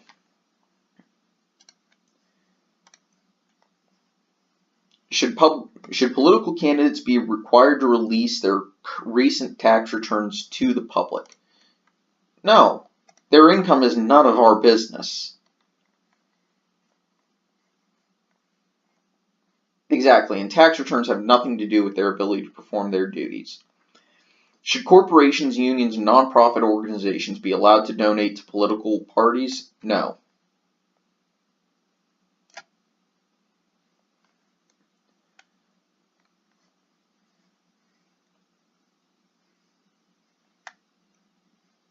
Should a politician who's been formally convicted of a crime be allowed to run for office? As long as they finish serving their sentence?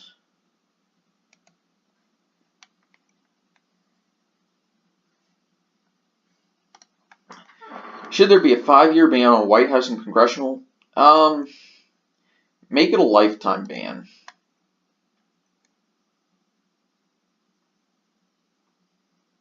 I'm okay with making it a lifetime ban.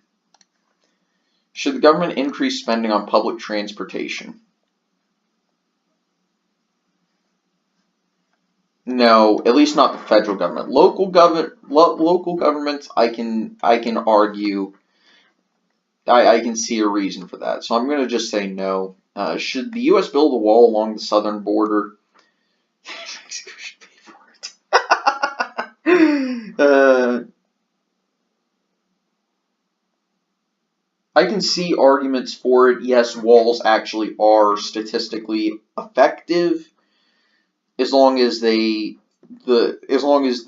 you build it to suit the purpose.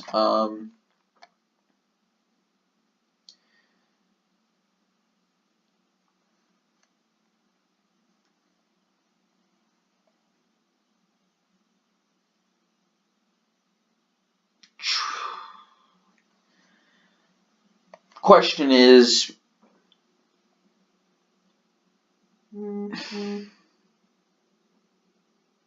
it's more about the cost for me. So I'm going to just say no, because my answer isn't truly there. Should children of illegal immigrants be granted legal citizenship?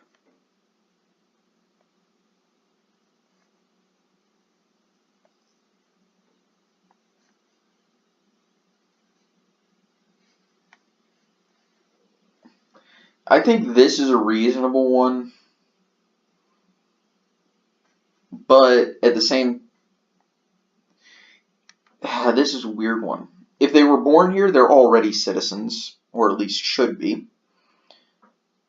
A nation without borders is not a nation.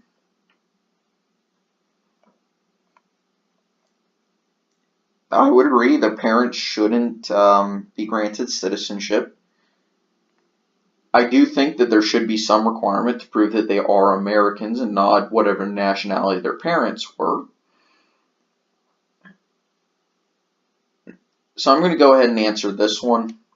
Should there be a temporary ban on all immigration to the United States? Oh, hell no.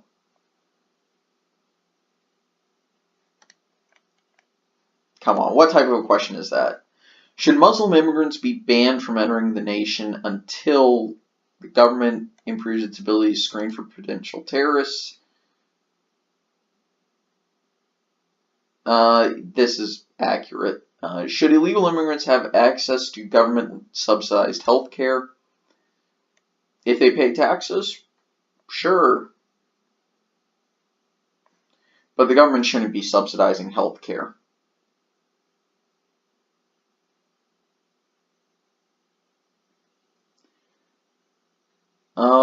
But I do agree they should be allowed to purchase private health care. I'm going to just go ahead and say yes if they pay taxes. I think that's reasonable.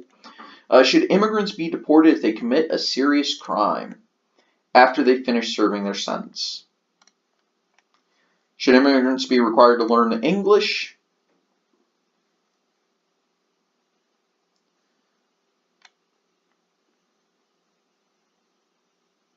I'd say remove multilingual, but in courts, if they need it, provide a translator. I think that is fair and reasonable. Should illegal immigrants be offered in-state tuition rates at public colleges within their residing rates?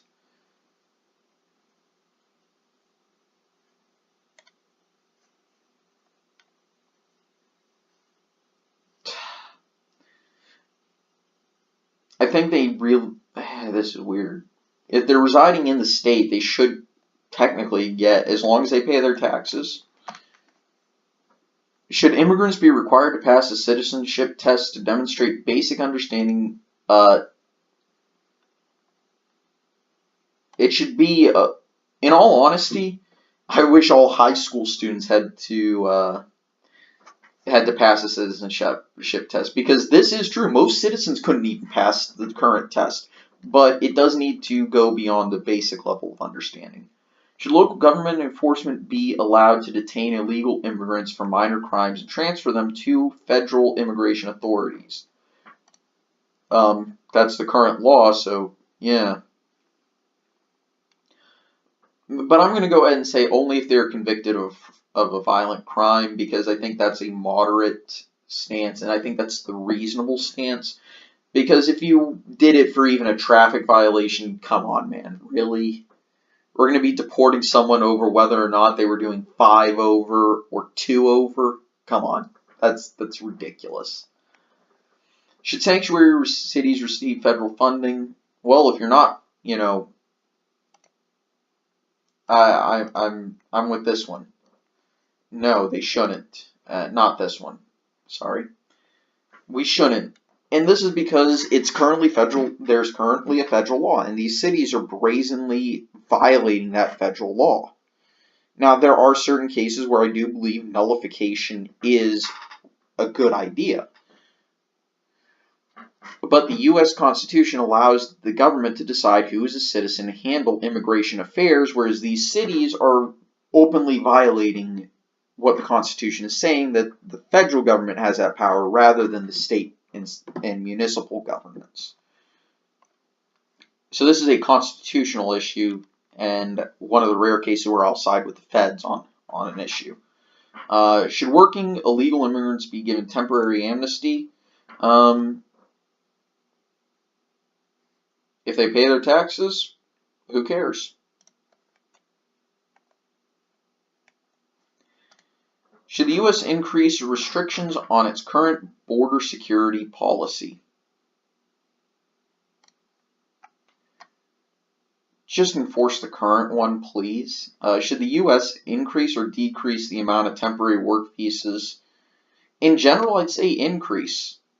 Work visas are very important. Should immigrants to the U.S. be allowed to hold dual citizenship status?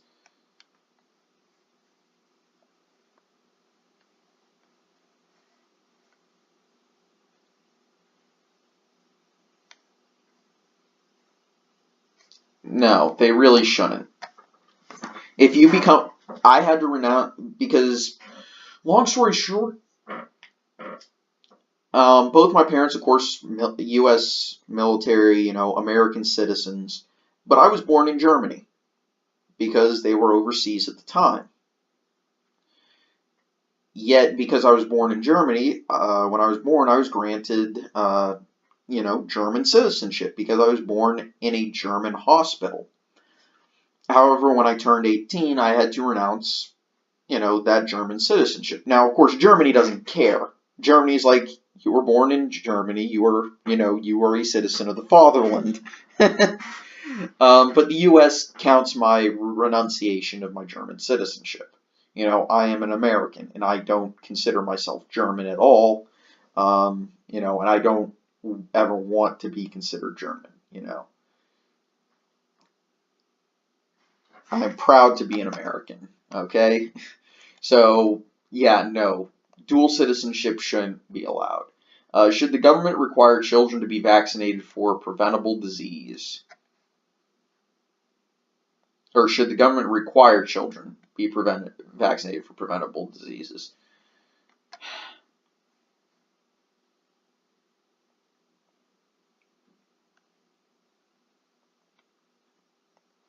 This is a state level issue. And the truth is, it's also a religious liberty issue because there are religions that prevent the use of modern medicine for whatever reason. So this should be a state and individual issue. And technically, I would require vaccinations in order to attend public schools. But should producers be required to label genetically engineered foods? I believe this actually falls under USDA, which I don't think there's been a challenge to constitutionally. And it's about interstate commerce, so technically the federal government does have some ability to regulate this. So I'm going to say people have a right to know what's in the food. Should the government fund space travel? Hell yeah! Well, not drastically increase it. Hell yeah! I want to see us get back to the moon, baby! Do I support nuclear energy?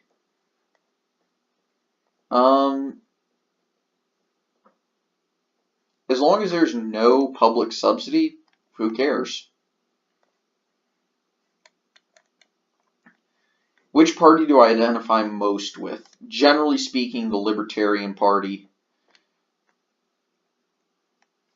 In the 2020 presidential election were held today, which presidential candidate would you vote for? There we go. I want the full list. This is a tough one. No. He's a libertarian, but probably not. Though Zoltan Isvan he's an interesting person. Nope, not Schultz.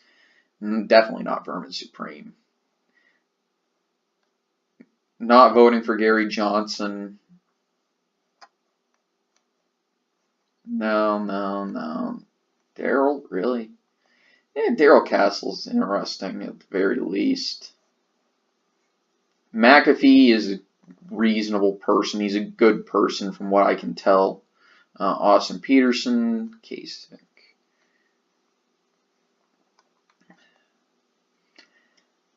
In truth, because he's the person who seems at least the most even-keeled and actually understands some of the technological aspects that are important in today's society, I'd probably go with McAfee.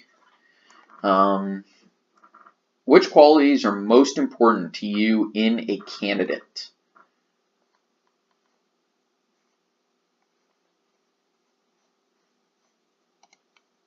There we go.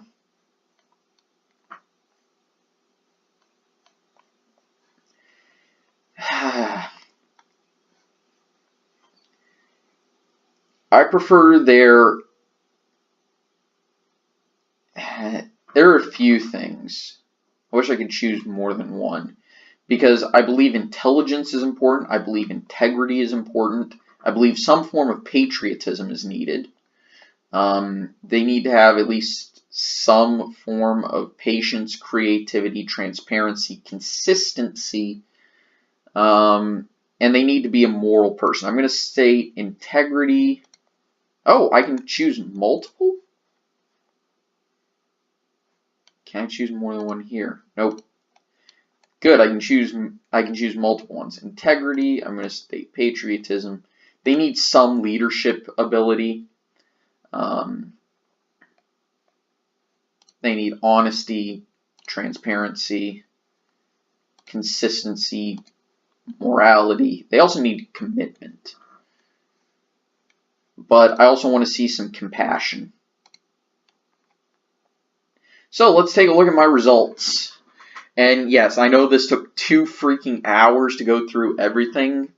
You know, if I didn't go on like 4 different rants, you maybe cut this down to an hour.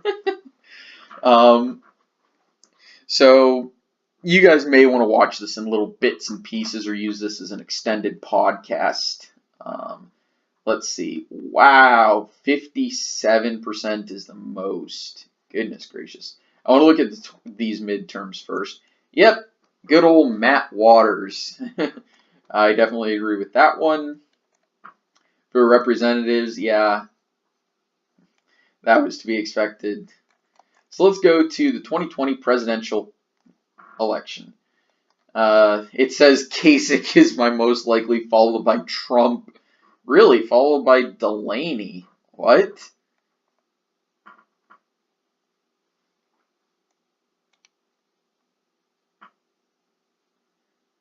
Followed by Gow.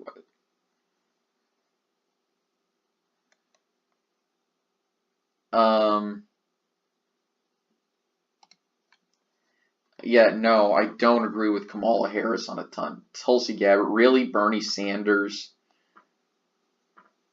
Yeah, I'm not. Ugh. Followed by Beto? Okay. Followed by Julian. Warren. Really? Andrew Yang? Really? Cory Booker? Okay. Kamala Harris? Damn, this is sad. Howard Schultz, the centrist.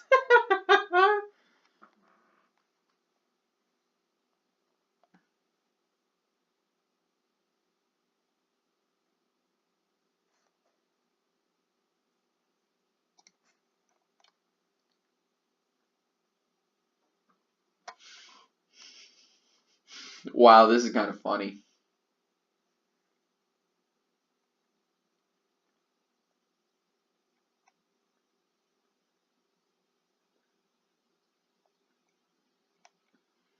Yep, I'm looking at this. So let's look at the themes. Environmentalism versus anthropocentrism. Okay.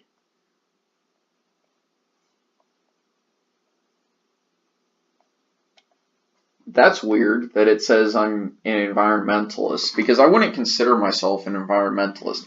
I would consider myself a conservationist, but as an outdoorsman, you have to be a conservationist.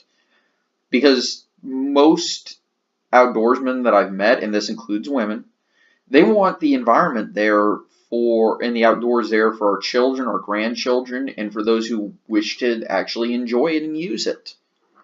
You know, the most conservationists I've met have been hikers, hunters, fishermen.